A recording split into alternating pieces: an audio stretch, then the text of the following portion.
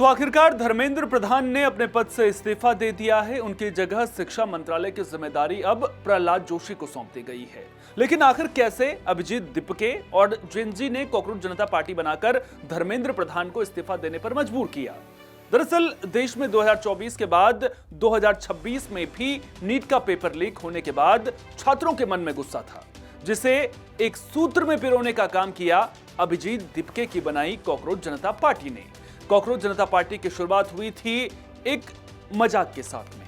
CJI का एक बयान सामने आता है जिसमें वे कथित तौर पर युवाओं की तुलना कॉकरोच से करते हुए नजर आते हैं। बाद में उन्होंने अपने बयान को लेकर हालांकि सफाई भी दी थी, लेकिन तब तक सोशल मीडिया पर सीजेआई के खिलाफ मोर्चा खोल दिया गया था।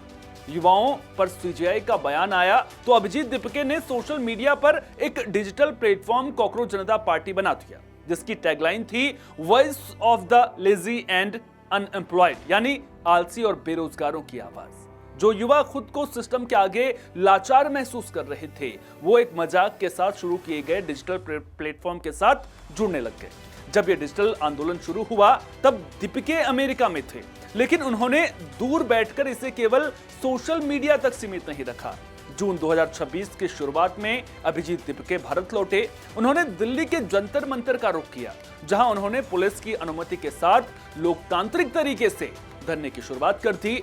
इस आंदोलन की अगर बात करें तो सबसे बड़ी ताकत देश का युवा वर्ग था। मीम कल्चर, नुक्कड़ नाटक, सोशल मीडिया रील्स और थाली चम्मच बजाकर विरोध प्रदर्शन करने के नए तरीकों ने इस आंदोलन को पारंपरिक राजनीतिक आंदोलनों से बिल्कुल अलग बना दिया था।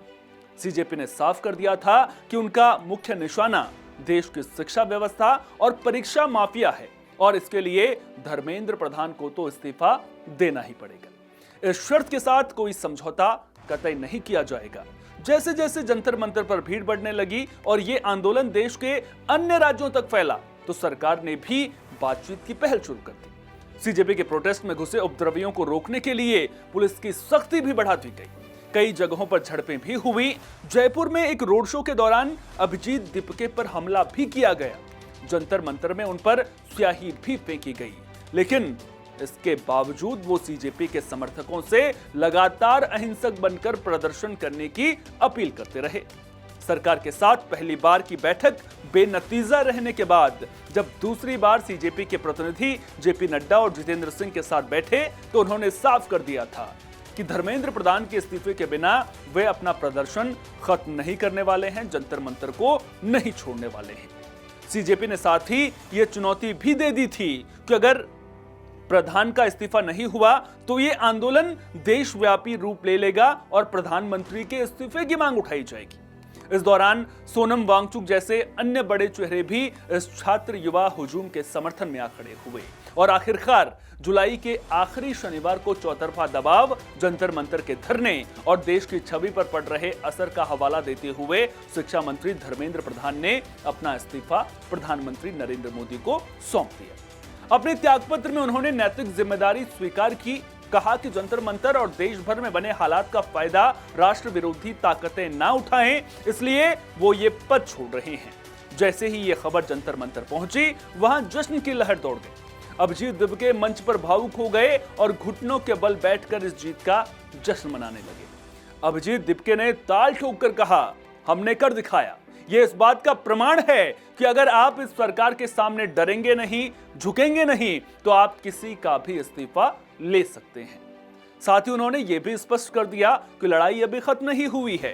पेपर लीक पीड़ितों के परिवारों को मुआवजा और छात्रों पर लाठीचार्ज करने वाले पुलिसकर्मियों पर कार्रवाई उनकी अगली मांगे रहेंगी। यह पूरा घटनाक्रम जो कुछ भी हाल के दिनों में हुआ है, भारतीय राजनीति में एक नए मील का पत्थर की तरह देखा जा रहा है। पारंपरिक राजनीतिक दलों की जगह एक डिजिटल रूप से संगठित बिना किसी पारंपरिक राजनीतिक पृष्ठभूमि वाले युवा समूह ने जिस तरह से सिस्टम के खिलाफ आवाज उठाई, उसने यह साबित कर दिया कि आधुनिक भारत में जेन-ज़ी की राजनीतिक चेतना और सोशल मीडिया की ताकत अब देश की दिशा तय करने में सक्षम है।